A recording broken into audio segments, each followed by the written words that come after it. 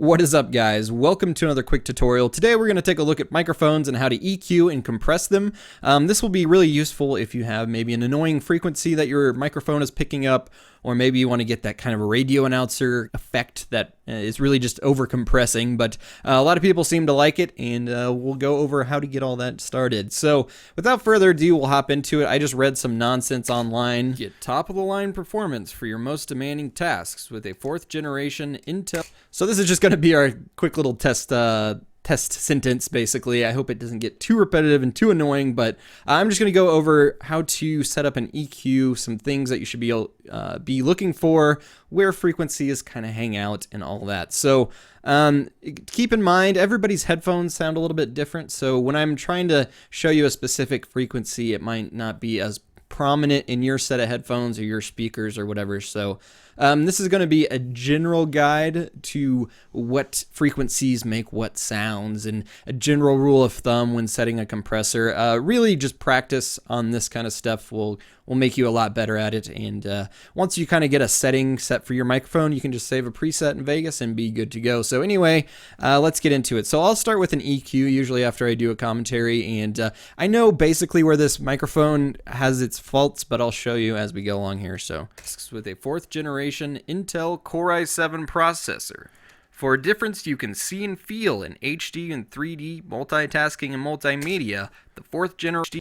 So right there around 1700 hertz, you can start hearing kind of some really annoying, kind of honky telephony sounds, and anything around the, I would say like 800 to 1.5 kilohertz range, that's going to be that kind of annoying honk honk. Our ears actually pick up the 1K range a little bit better than any of the other frequencies. So if we have an annoying frequency in this range, it's really prominent for the human ear just because we naturally hear this frequency louder. So I go ahead and dip out a little bit of that right there. So I'll go ahead and play it again. Get top-of-the-line performance for your most demanding tasks with a 4th generation Intel Core i7 processor. So you can see it makes my voice sound a little bit more full and a little bit nicer and smoother. Another thing I kind of notice with my voice, and this microphone kind of accentuates that a little bit, is some mid-rangey kind of nostrily honky stuff. I am kind of stuffed up today, and I apologize for that, and it's kind of coming through. I can hear when I talk, you know, so that'll be the next frequency I'm looking for. Get top-of-the-line performance for your most demanding tasks with a 4th generation Intel Core i7 processor. For a difference you can see and feel in HD and So right around there in the 640 hertz range, you can start to hear that kind of sounds like I'm talking with my mouth covered in that range. That's where things start to get honky. So that's another frequency I'm going to dip out. And you'll notice I'm kind of fading, sliding across, finding the frequency, because whenever you do that, rather than dipping the frequency out and trying to find it, it's a lot easier to make it really loud and be like, oh, that's really annoying, and then dip the filter out. Excuse me. Far too often I see people just kind of do something like this, and basically you don't want to use EQ that adds frequencies if you don't have to. I like to start off by just taking away the ones that I don't need first, and then if I need to boost something, then I'll go back and change it. So let's listen to what we got so far. Get top-of-the-line performance for your most demanding tasks with a 4th generation Intel Core i7 processor. For a difference you can see and feel in HD and 3D multitasking. So you can notice it just really smoothed out my voice. Now, this microphone doesn't necessarily sound bad. It just makes it sound that much better when we take the time to just dip out 2 frequencies, and that took us 2 seconds to find. One thing you can do, maybe if your voice is lacking in some low end or you don't feel like it's coming through enough, is we can bump it up somewhere down this low range. So let's go find a frequency down there.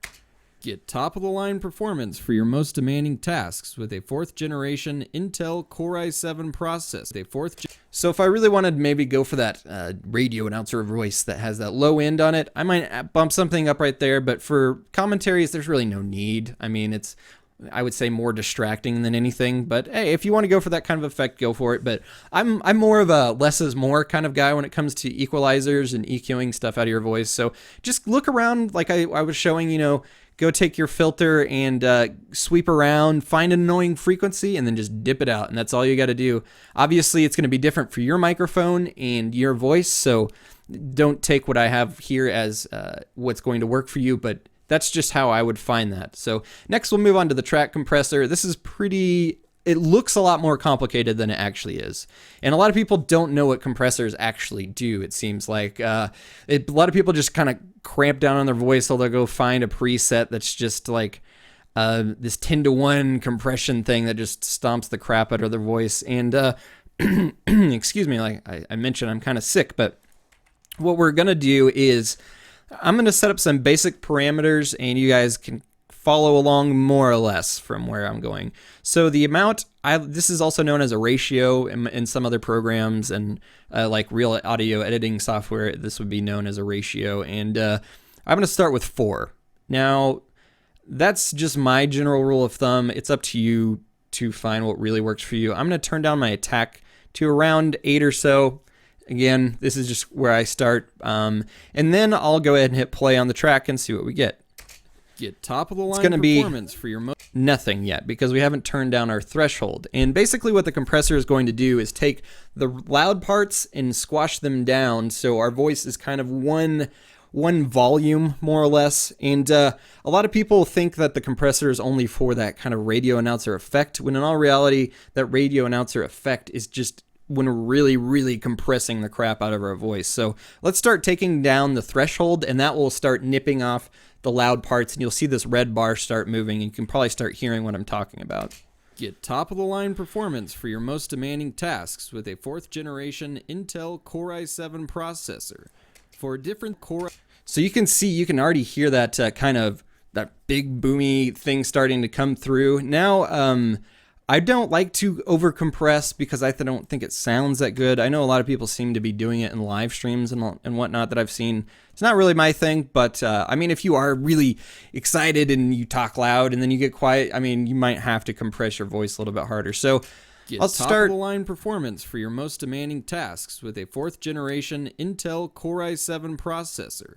For a difference, you can I like to see that red bar only moving whenever I see a peak in my audio. So if I expand this, basically you can see a few syllables I got kind of loud on. That's where I want the compressor to kind of cut in on. I don't want it to be working all the time, because then it just makes my voice sound unnatural.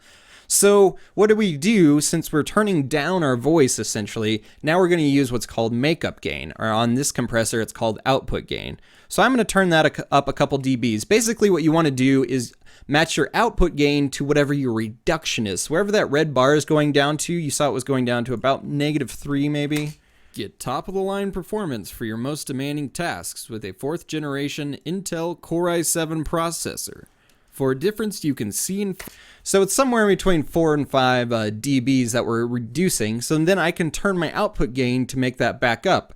Now we do want to be careful that we're not clipping any of the outputs. You don't want a scenario like top-of-the-line performance for your most demanding tasks with a 4th-generation Intel... I apologize if that was loud, but it doesn't sound good, is basically what I'm saying. And you'll start getting clipping, and it'll make everything just sound like crap. And I hear this all too often. And really, gain structure is what it's called. Having good gain structure from when you record your microphone that you're not clipping to where you're in Vegas and you're not clipping, and your outputs over here on the master aren't clipping, that's good gain structure all the way across the board, and it'll keep your audio tracks nice and clean. Basically, that's just the general gist of how audio works. The cleaner, the better. So this is probably something that I would end up with in my overall, when it's all said and done, this is what I would end up with after a commentary. Get top-of-the-line performance for your most demanding tasks with a 4th-generation Intel Core i7 processor. For a difference you can see and feel in HD. And then without any of this stuff on, I'll go ahead and turn that off. Get top-of-the-line performance for your most demanding tasks with a 4th-generation Intel Core i7 processor. For a difference you can see and feel in HD and 3D, multitasking and multimedia, the 4th-generation... So, as you can see, I'm not doing anything that's making this crazy, a lot of nonsense and making my voice sound like it isn't. I like to keep my voice sounding fairly natural. I just want to smooth it out a little bit. Now, it's up to you guys if you want to go crazy with the compressor and make it sound like that radio announcer voice, but for me, that's not really my thing. Now, another thing I will tack onto the end here is the noise gate. And basically what the noise gate does is it says you must be, think of it as you must be this tall to ride this ride. You've seen those at amusement parks. Basically, it's not going to let anything through unless it's over this certain threshold, the certain level. So you can kind of see it work here. I'll just turn up the threshold real quick and we can kind of see. For your most demanding tasks with a 4th generation Intel. For a difference you can see and feel in 8. So basically what it's doing is only allowing certain stuff, say over negative 31.8 decibels to go through. This is really handy if there's a lot of background noise in your commentaries, or maybe you breathe really heavily. I know I do it a lot. I could notice when I listen back to my commentaries and I'm just like a lot of background noise the whole time. It can kind of get annoying to listen to. So you can use a noise gate to help cut some of that out, or you can use, just go in and manually, you know, kind of select something and take it out. So, you know, just make sure to clean up your audio tracks and all that stuff. And that's really just about it. I mean, audio is not as complicated as a lot of people make it out to be. I think that's just a lot of knobs and faders and sliders that people don't really know what they do. So anyways, guys, if you have any more questions, this is just kind of the tip of the iceberg, but it can really make your commentary sound a little bit better and a little bit nicer. Anyways, guys, thanks for checking out this video, and I'll talk to you later.